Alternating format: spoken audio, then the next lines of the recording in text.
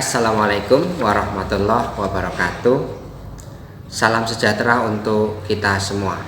Salam, Om Swastiastu, Namo Buddhaya, salam kebajikan, Rahayu. Bapak Ibu guru hebat, dalam praktek keseharian, utamanya dalam pembelajaran dan interaksinya, kita sebagai guru terkadang dihadapkan pada tantangan yang kompleks dan penuh dengan dilematis. Tantangan tersebut hendaknya kita sikapi dengan bijaksana, penuh dengan dedikasi, dan tak lupa kita kembalikan pada filosofi Ki Hajar Dewantara yang mengajarkan pendidikan itu menuntun, bukan menuntut. Pada kesempatan kali ini, saya, Heri Isnanto, asal instansi SD Negeri Ngupasan, Yogyakarta, berkesempatan ingin berbagi praktek baik bersama dengan Bapak Ibu guru hebat semua terkait dengan budaya positif. Apa itu budaya positif? Nanti akan kita jabarkan semuanya pada praktek baik ini. Sekilas tentang budaya positif, yang jelas adalah representasi dari sebuah ekosistem positif yang mengacu pada teori kontrol, disiplin positif, teori motivasi, kebutuhan dasar manusia, dan penerapan segitiga restitusi. Bapak Ibu guru hebat semua, kami berharap dengan adanya praktek baik ini ada dampak positif yang dapat kita ambil, sekaligus kita dapat menempatkan diri sebagaimana mestinya sebagai seorang guru atau pendidik di sekolah kita masing-masing. Terima kasih Bapak Ibu, selamat menyaksikan. Salam guru penggerak, tergerak, bergerak, menggerakkan.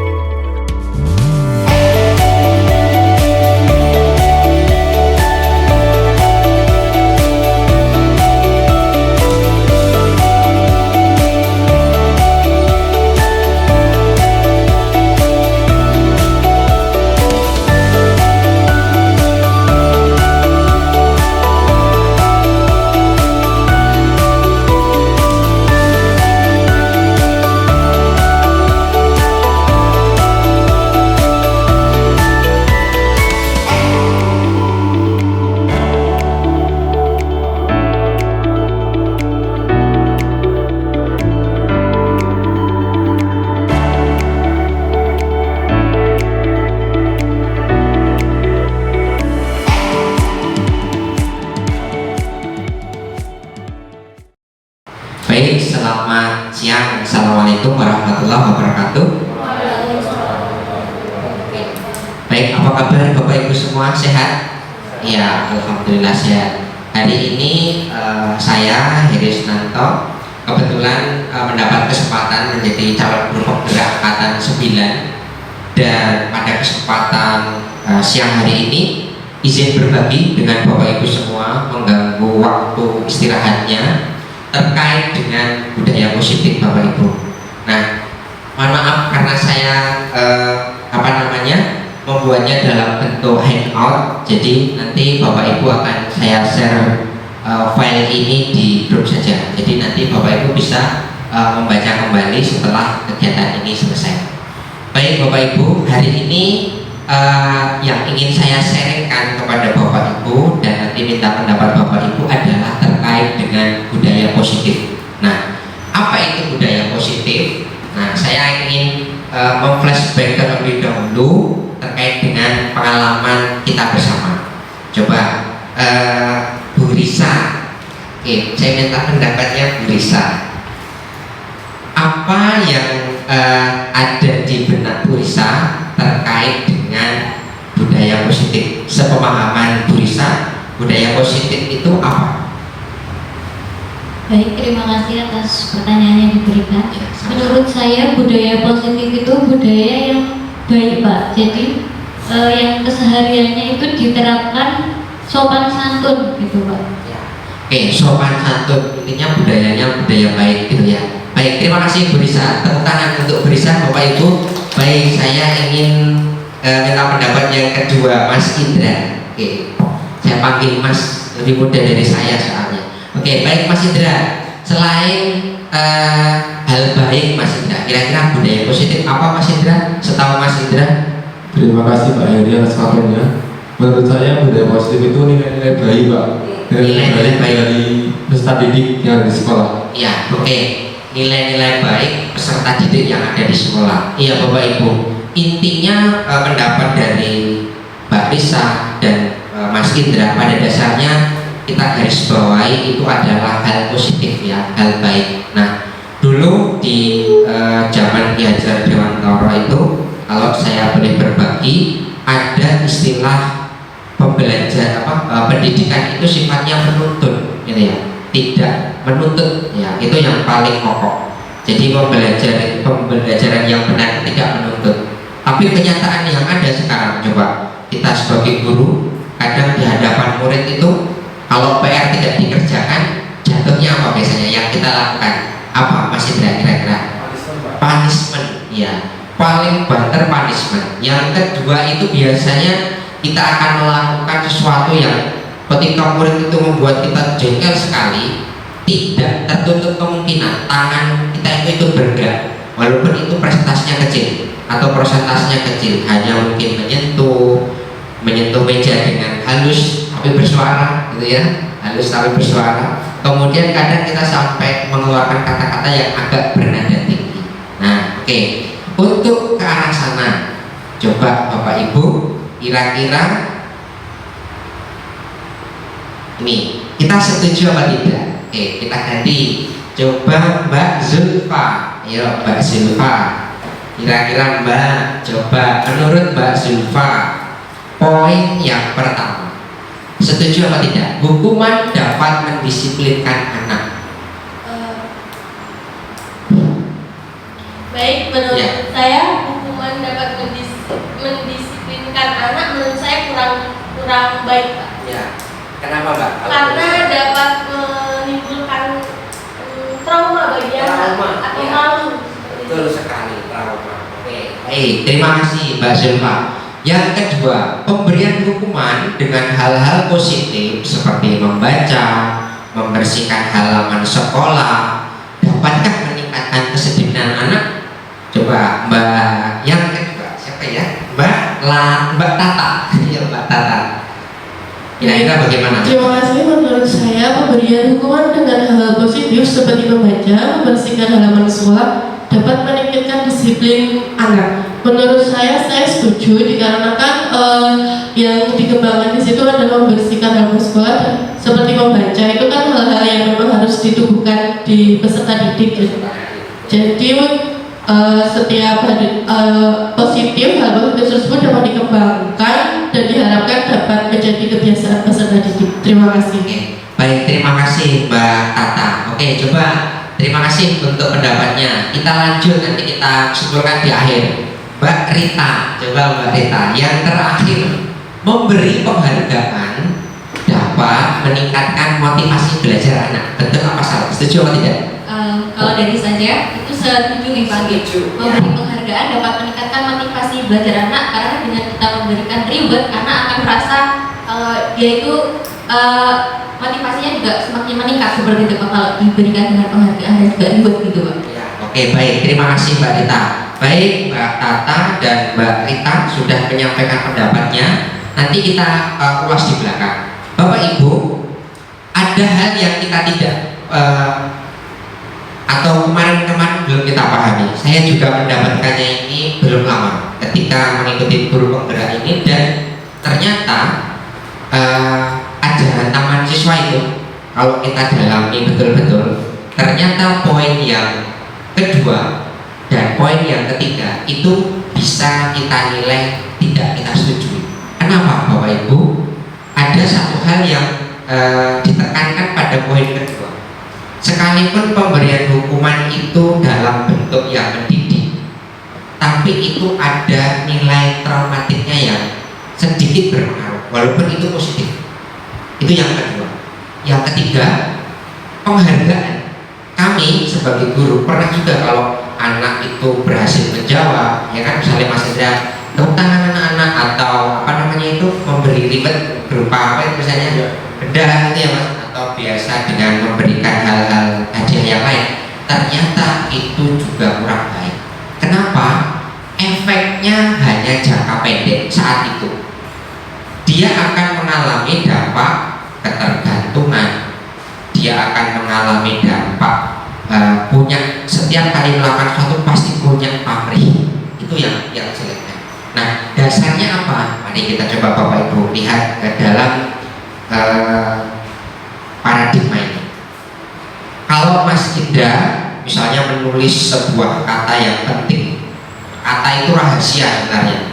Kata itu dalam kepalan tangan Mas Indra ditulis rahasia yang sangat luar biasa. Kemudian dengan raya notnya, Mbak Tata, Mbak Rita, Mbak Silva, Mbak Risa berusaha untuk membuat Mas Indra mengeluarkan tulisan itu dari tangannya, entah dengan cara apapun.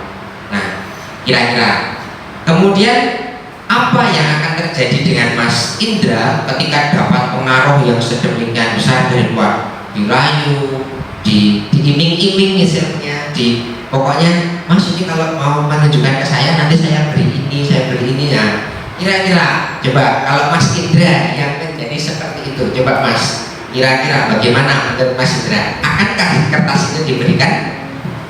Mungkin akan saya berikan jika penawarannya sangat menarik dan tertarik mungkin itu Pak. Terima kasih. Oke, penawarannya menarik. Coba kalau Mbak Rita, kira-kira bagaimana cara Mbak Rita akan membuat kertas itu keluar dari tangannya Mas Indra? Mungkin kalau dari saya ya itu Pak, dengan ya dirayu, iya, diiming-imingi, ya. Bapak Ibu, ternyata itu yang terjadi pada kita saat ini. Kita itu ingin memberikan ilmu yang bermanfaat kepada anak. Itu ternyata ibarat kita mengepalkan itu tadi, tangan yang di dalamnya ada kertas yang berisi hal penting itu tadi. Anak itu akan merayu. Mohon maaf, bukan berarti dalam tanda kutip kalau dirayu anak-anak cewek terus yang Bapak Ibu guru terus dulu gitu enggak, terus memberikan apa itu namanya tulisannya enggak. Tapi memang pengaruh dari luar itu sangat kuat, apalagi yang pernah itu satu kelas gitu ya. Pak Agus itu kalau olahraga, Pak istirahat itu, yang protes satu kelas itu, satu kelas protes semua, pasti istirahat itu, langsung baru masih 10 menit, ya itu paling, karena itu dorongannya kuat. Maka Bapak Ibu, itu yang disebut motivasi ekstrinsik, dorongan yang kuat dari luar. Itu berpengaruh pada hal yang akan kita lakukan. Selanjutnya Bapak Ibu, nah sebagai guru Bapak Ibu, sebenarnya kita itu harus memahami 4 teori. Ini dari Glasser ya. Mbak Risa dan kawan-kawan, saya yakin sudah pernah membaca buku ini. Yang pertama, mengontrol murid. Kemudian ada ilusi bahwa kritik dapat membuat orang lain itu bersalah, tapi juga dapat menguatkan mereka. Ini kita analogikan. Contoh, Mbak Rita berjalan di tepi jalan, tapi tiba-tiba ke tengah. Mbak Zulfa tahu, terus panggil Mbak Risa itu supaya minggir-minggir, tapi memanggilnya atau menyuruhnya dengan kata yang kurang mengenakan. Ada itu, pasti akan memunculkan rasa bersalah di hati Mbak tadi yang berjalan di pinggir itu tadi. Kemudian ilusi bahwa penguatan positif itu efektif dan bermanfaat. Nah, ini nanti akan kita lanjutkan pada restitusi. Sama dengan yang terakhir, memiliki hak untuk memaksa, tapi tidak boleh dijadikan alat untuk mendoktrin. Gitu. Oke, selanjutnya. Nah, ini budaya positif tadi sudah disampaikan Mbak Risa, betul ya. Ada hal-hal baik di sini dan kita ini ibaratnya petani Bapak Ibu atau pekebun ya. Bapak Ibu bersyukur karena kuliah di UST dan kampus kebangsaan itu sudah mengajarkan ini jauh sebelum yang negeri-negeri itu memulai ini. Dan sebagainya mungkin belum lama ini menetapkan ini. Kemudian, nah ini Bapak Ibu, yang penting adalah di sini. Tadi makna disiplin sudah.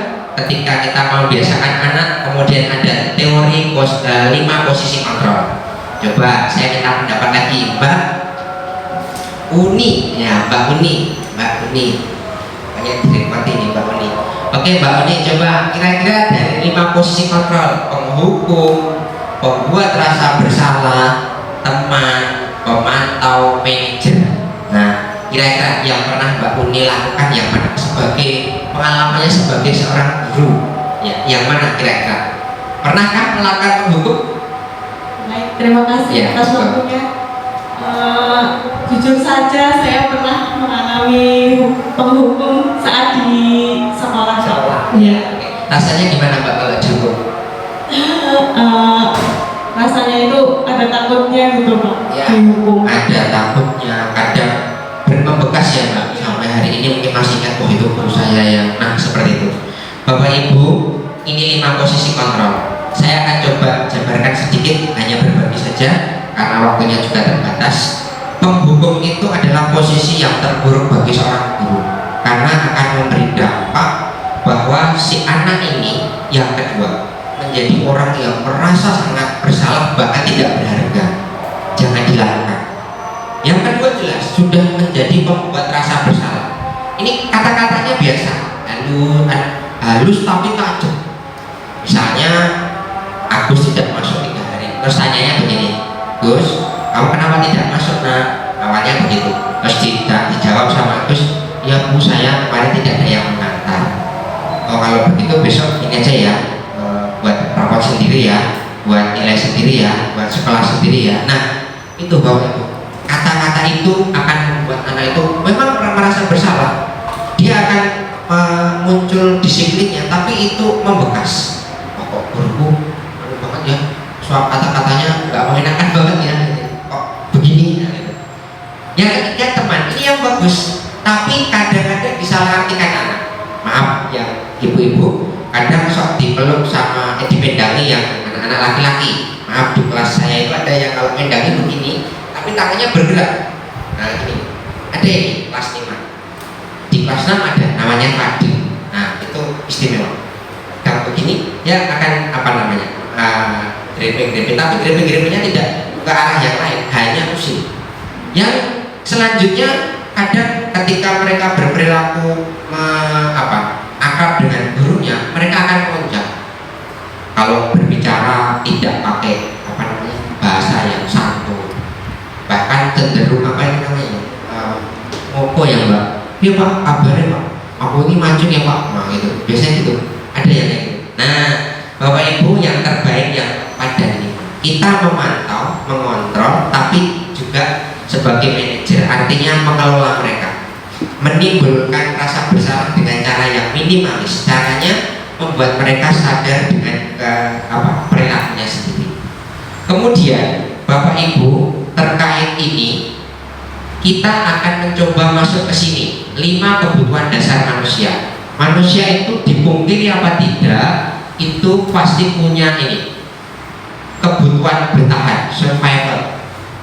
Dipaksa ya begitu. Nah coba kita dengar pendapatnya Mas Indra. Coba Mas Indra, survivalnya Mas Indra dalam hal apa coba? Bertahan hidup ketika di kos Pak. Iya Pak, jadi dengan budget yang dikasih orang tua kita harus mengelola selama sebulan dan harus bisa mengontrol dengan baik uang itu Pak. Gitu. Oke, bagus ya. Itu survival. Itu laki-laki Mbak. Jadi maaf, bukan ngambil laki-laki harus selalu dihargai ya. Itu perjuangan kaum laki-laki. Pernah saya juga mengalami seperti Mas Indra waktu kuliah dulu. Yang kedua, penguasaan atau kekuasaan. Kalau ini tidak usah didefinisikan, insya Allah paham. Nah ini yang ketiga, ini ibu-ibu ini biasanya kasih sayang dan rasa. Bapak Ibu, manusia menjadi lemah karena itu. Percaya apa tidak itu. Yang putri pernah diputus cowoknya 14 hari nggak makan. Ya Mas Agus itu pernah bercerita sama saya. 14 hari nggak makan. Nah ya itu Mbak, mungkin coba saya menggali informasi ini Mas. Mbak Rita, ayo Mbak Rita ceritakan pengalaman yang ada hubungannya dengan kasih sayang. Ayo coba. Aduh, gimana ya? Kasih sayang ya, ibaratnya kayak kita udah ngasih kepercayaan, ngasih perhatian dan tulus, ditinggalin gitu kan. Itu udah patah hati begitu dulu. Ya itu, seperti itu Mas. Itu kasih sayang. Manusia jadi lemah karena ini. Tapi manusia jadi peduli juga karena ini, Bapak Ibu. Betul. Kita jadi peduli karena ini. Kenapa? Karena rasa itu memang diberikan oleh Tuhan supaya kita jadi empati dan simpati. Empati itu menempatkan diri pada posisi seperti orang lain, dan simpati itu ada kepedulian. Yang keempat, ini nggak usah dijabarkan, kasih tahu. Kesenangan dan kebebasan. Bapak Ibu, untuk kesenangan tidak selalu dalam bentuk benda. Mas Indra tidak harus besok kalau lulus BPK terus dapat sertifikat bahwa pulang besok jadi guru di sana atau jadi PNS di sana sudah bekerja uang yang dapat, tidak seperti itu. Bahkan maaf ya, yang selalu dapat gaji rutin, sertifikasi cair terus, biasanya ke rumah sakitnya juga rutin. Ada yang seperti itu Bapak Ibu. Jadi tergantung kita mensyukurinya. Kebebasan boleh diartikan dalam hal merdeka. Nah, belajar kita ini sebenarnya mulai diarahkan ke sini, tapi dalam aturan yang masih terikat batasan-batasan.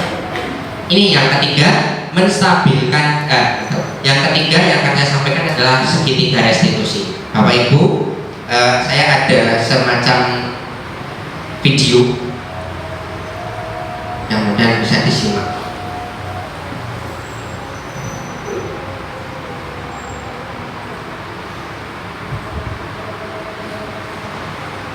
Panjang ini ya. Nggak usah aja deh, nggak mau malah kelamaan. Ini Bapak Ibu yang saya sampaikan tadi, merdeka itu artinya tidak terlepas tidak hanya terlepas dari perintah, tapi juga buat memerintah itu sendiri. Kita ingin bebas dari diperintah, tapi kita bisa memerintah dalam batasan yang tepat. Nah, kalau dengan anak itu kita terapkan bentuk nyatanya adalah dalam segitiga restitusi. Saya coba tayangkan ya Mbak sebentar, izin membuka videonya, mudah-mudahan kelihatan. Saya pernah nge-drive kalau nggak salah, mudah-mudahan masih ada. Di drive saya ini ada apa namanya, atau di YouTube ya.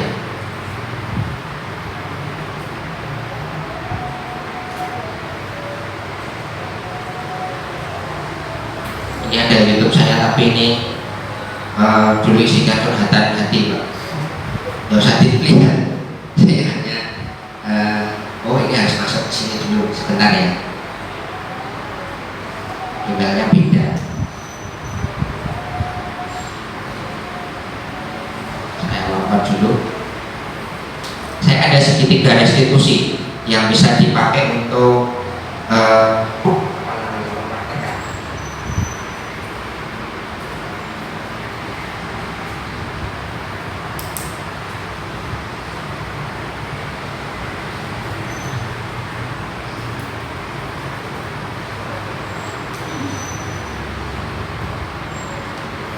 ini harus HP ku tadi gimana ya Mas Agus?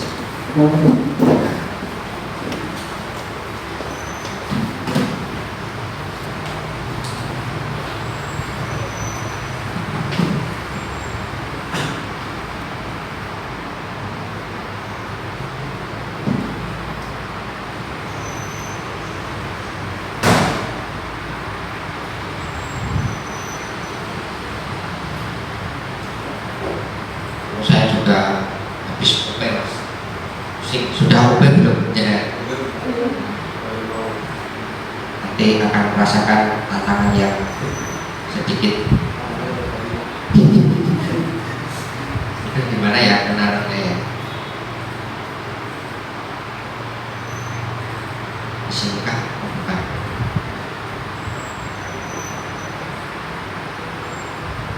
Nah, ini sudah bisa masuk. Oke, coba saya tayangkan aja di sini. Mudah-mudahan bisa dijadikan. Masih belum.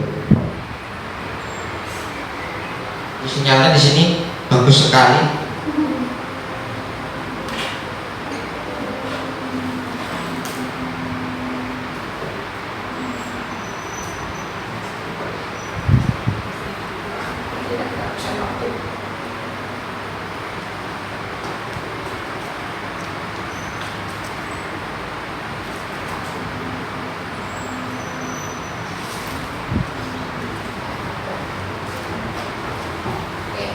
Saya punya YouTube Mas, tapi jelek. Ini YouTube ini saya buat dulu ketika saya galau. Banyak permasalahan yang saya hadapi, jadi saya buat YouTube. Kemudian saya coba untuk gunakan berbagi dengan teman-teman dulu. Sudah dimonetisasi, tapi kemudian dicabut lagi sama YouTube. Soalnya berhenti membuat konten. Nah, ini dia. Saya akan coba tayangkan yang ini.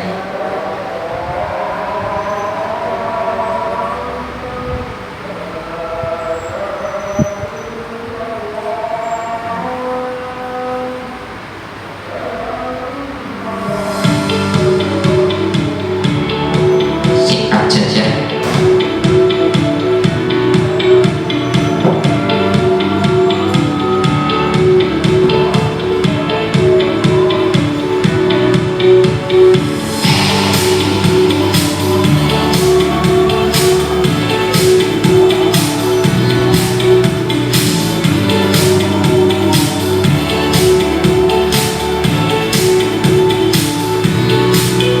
Ini adalah segitiga restitusi, bagaimana kita menangani anak.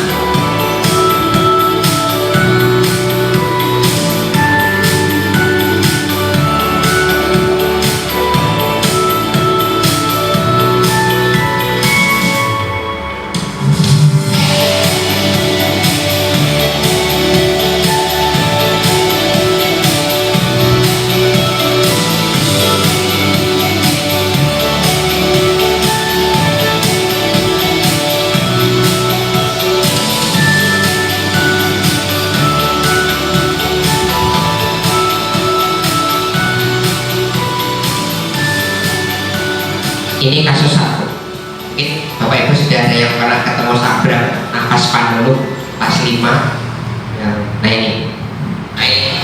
Selamat pagi Mas Alu. Sehat bagus. Sehat. Apa kabar hari ini? Baik. Oke, baik. Tadi sudah sarapan? Belum sarapan? Belum saja.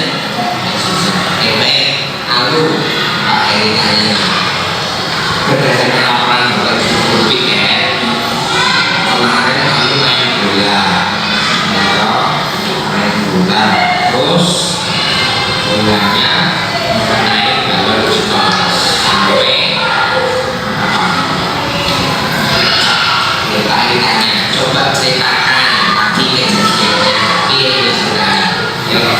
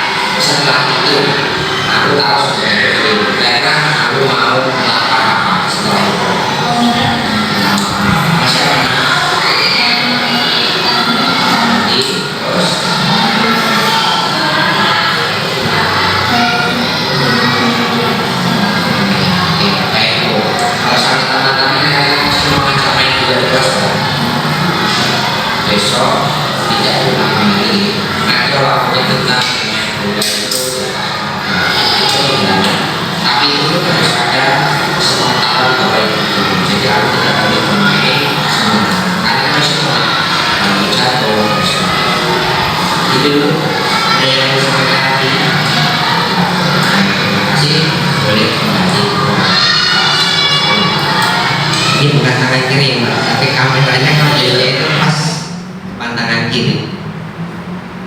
Ini kasus kedua. Nah, Dito ini mungkin ada yang pernah masuk ke kelas saya, Mbak Risa tadi betul. Apa kabarnya terputus? Saya stop dulu. Untuk Dito itu memang khusus karena kondisi maaf keluarga tidak mendukung, sehingga terkadang perilakunya itu dia sadari salah, tapi memang apa namanya itu luapan kayak bentuk kecewaan. Itu dia akui, Pak saya itu tahu tapi saya itu tetap gini Pak, tapi saya siap disalahkan. Itu sudah dari kelas 4 dulu begitu. Nah orang tuanya yang memang divorce tapi background itu tidak bermaksud untuk kita jadikan air, tapi untuk kita menemukan penyelesaian dari permasalahan. Kita lanjut ya Mbak sebentar. Enggak lagi mana di rumah. Oke itu Pak ini kemarin pengalaman bawa aku kaca itu rambutnya gondrong, kemudian sampai itu pakai namanya tali bunga. Coba Pak Eri mau tanya kenapa tidak dipotong rambutnya?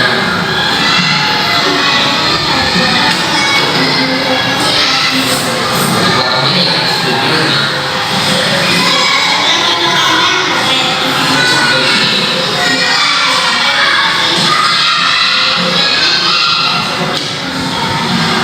Ya, oke. Kayak dulu aku kecil juga sama nih, dipotongnya poni gitu.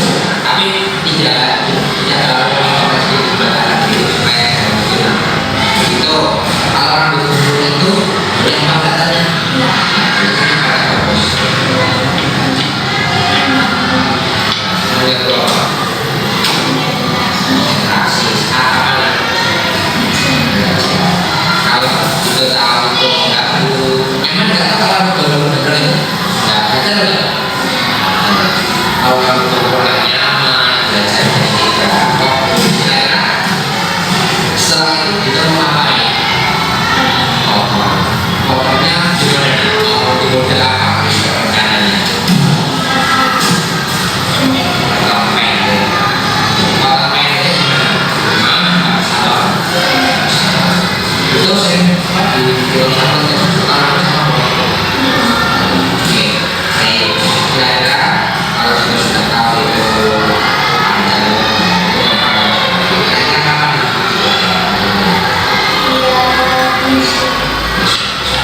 Sebenarnya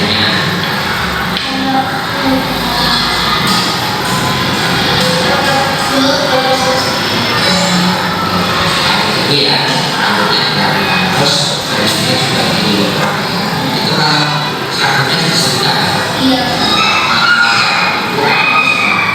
itu di rumah kita macam mana?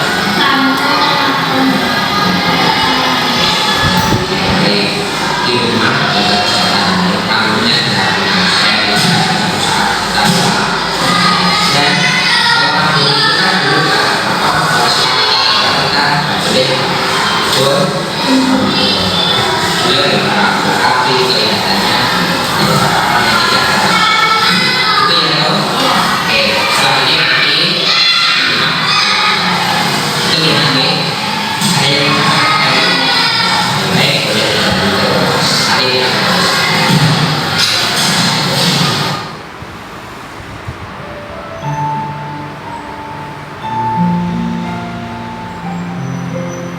kalau ini yang kedua ini kebanyakan settingan karena tanggapan anak SD sama SMA ketika Saya dulu sangat benar menegur saya menjadi tidak takut dan mampu memahami kesalahan saya dengan baik. Saya siap belajar dan berubah menjadi lebih baik. Terima kasih Pak Eri.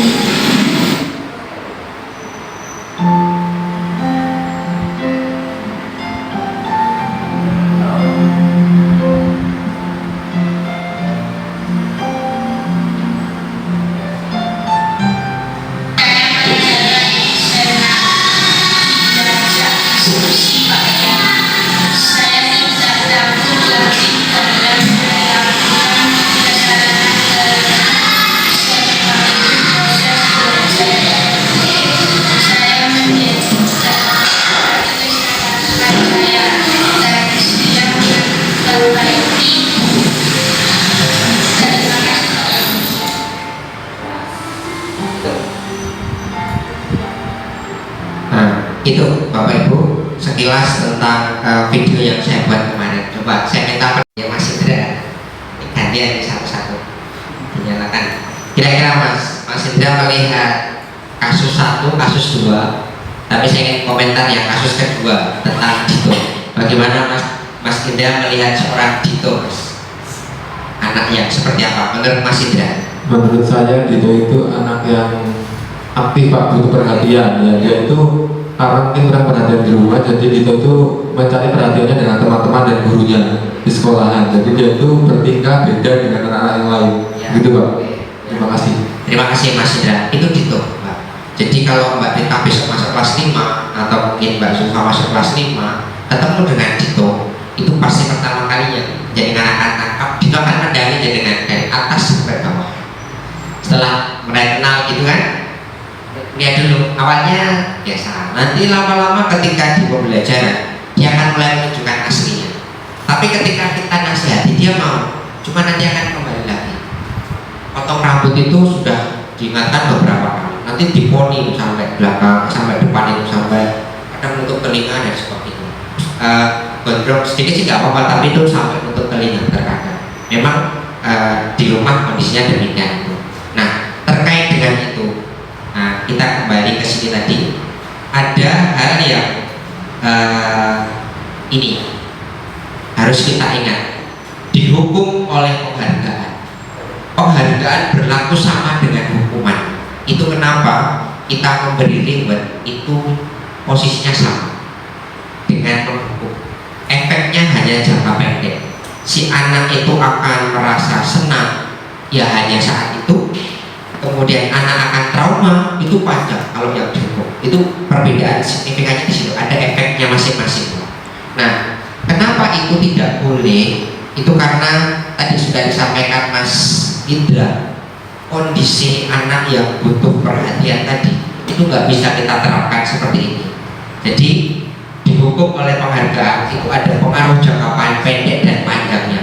Penghargaan merusak hubungan. Yang diberi senang, yang tidak diberi merry. Penghargaan menurunkan kualitas. Orang berpendapat bagus hanya dihargai permen. Seperti itu. Itu menilainya. Penghargaan mematikan kreativitas. Saya sudah berpendapat aja dikasih buku kok, saya nggak mau berpendapat yang lain. Nah, seperti itu Bapak Ibu. Terakhir, penghargaan dapat mengurangi motivasi intrinsik. Dia hanya mau melakukan sesuatu kalau mendapatkan imbalan atau balasan. Ya betul Mbak Rita, seperti itu. Itu kenapa? Reward nggak boleh, hukuman juga nggak boleh. Yang betul adalah restitusi. Tadi seperti yang saya praktekkan. Kalau ada anak salah dipanggil anak itu, ditanyakan distabilkan identitasnya dulu. Tanya nama, kamu kenapa melakukan itu? Terus kalau dia menjawab, kita oh iya nak, kalau Pak Heri jadi kamu mungkin sama, Pak Heri juga akan melakukan yang sama. Seakan-akan kita mendukung kesalahannya. Satu, menstabilkan identitas. Yang kedua, itu validasi kesalahan. Kamu tadi melakukan apa nak? Ini Pak, menurutmu itu salah apa benar? Dia akan menjawab sendiri, salah. Kenapa menurutmu salah? Karena itu sudah mereka menyadari sendiri. Terus yang ketiga, kita tanyakan keyakinannya. Kalau kamu tahu salah, terus besok kamu mau ngapain? Nah, dia akan menjelaskan apa yang akan dilakukan. Itu apakah berpengaruh banyak terhadap disiplin? Boleh dijawab iya, boleh dijawab tidak. Tapi kalau kita kembalikan pada filosofi Kiai Dewantara, itu sangat luar biasa. Karena yang salah pun bukan berarti berdosa seutuhnya. Dia hanya perlu dituntut seperti itu. Jadi yang saya share hari ini Bapak Ibu hanya sebatas pengalaman dan ilmu yang saya dapat kemarin. Mudah-mudahan bisa ditularkan ke teman yang lain. Ya, jadi kita mengurangi memberi reward, kita juga mengurangi memberi hukuman. Itu di sekolah ini saya merasa masih banyak hukuman. Kalau boleh dikatakan mungkin hampir 75% itu jatuhnya hukuman. Restitusinya itu masih jarang. Kalau kita menerapkan restitusi ini, sehari bisa berapa orang yang direstitusi gitu ya.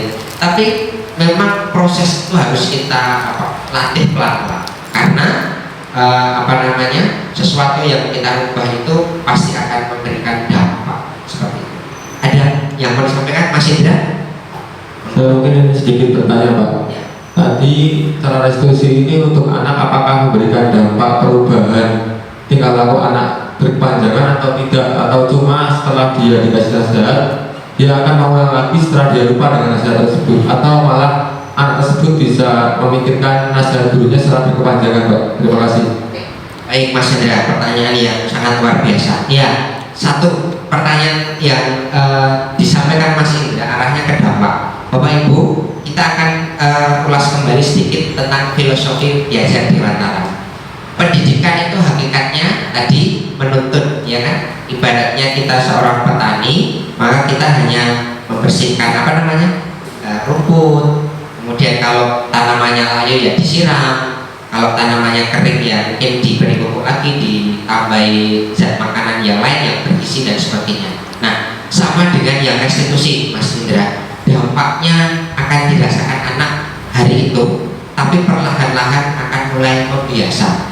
Yang saya tekankan di sini, dampaknya tidak selalu 100% langsung berubah, tidak Mas, karena penelitian mengatakan yang tadi Alifjon ini mengatakan saja tergantung ini Mas, motivasi ini eksternalnya kalau di anak berarti kita kan guru kan, kalau gurunya itu intens memberikan nilai-nilai kebajikan tadi, ya minimal mereka akan mulai membiasa, pelan-pelan membiasa. Nah, kata membiasa itu yang jadi adalah kita sebagai guru.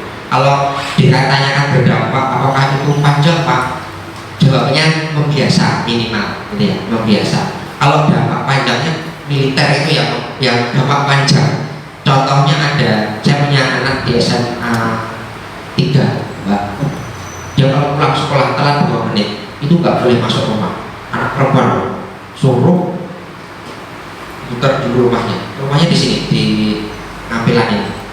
Kalau dia dulu di sini, kalau dia sampai terlambat 2 kali, dia harus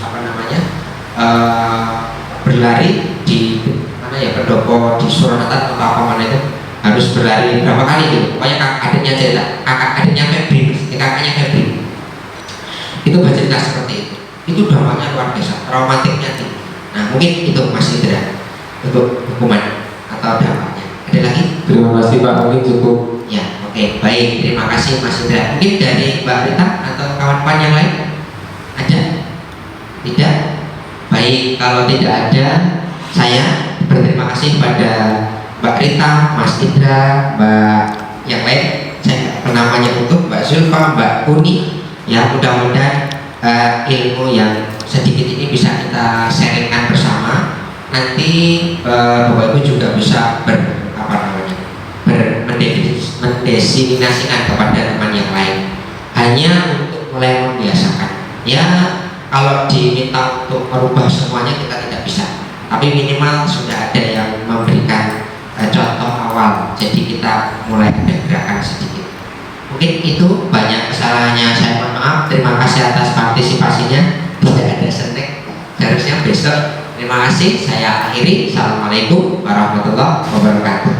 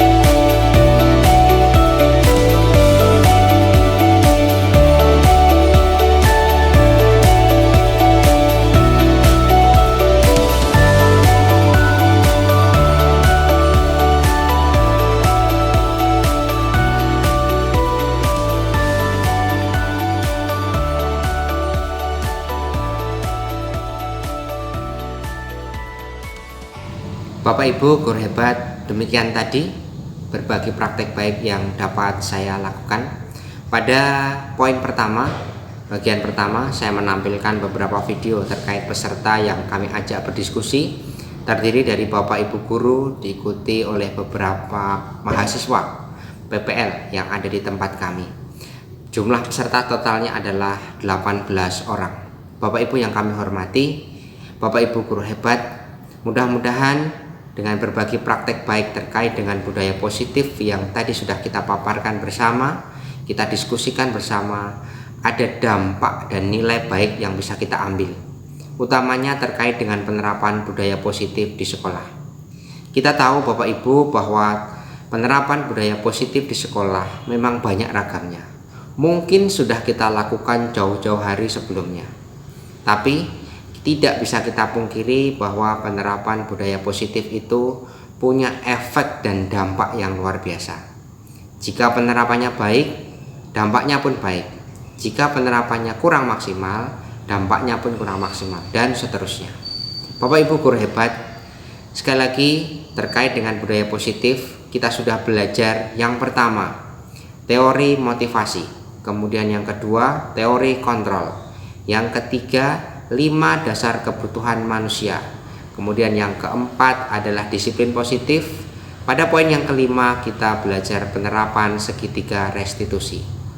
Banyak Bapak Ibu guru dan mungkin kita semua dalam penerapan hukuman atau punishment masih mengarah pada tuntutan untuk disiplin. Tapi semuanya itu sebenarnya tidak berdampak efektif Bapak Ibu. Mari kita koreksi, apakah kita sudah melakukan nilai-nilai budaya positif itu secara maksimal? Jika sudah, mari kita tingkatkan kembali. Dan jika belum, mari kita rubah, kita berdayakan untuk dirubah semaksimal mungkin. Semua stakeholder, baik Bapak Ibu guru, warga sekolah, siswa dan orang tua harus saling berkolaborasi satu sama lain, saling mengingatkan, saling memberi motivasi agar apa?